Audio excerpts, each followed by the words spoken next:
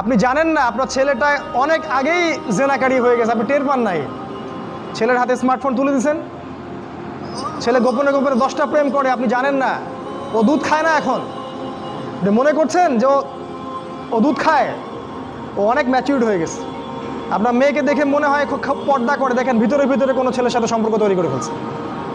অনেক ঘটনা ঘটে যায়, আমরা সরল মনে অনেক কিছু করি। আপনার ওয়াইফকে দেখেন, আপনি যখন বাসায় থাকেন না কি করে না করে মনিটরিং করেন, টিভি বন্ধ করে দেন, সিরিয়াল টিরিয়াল বন্ধ করেন।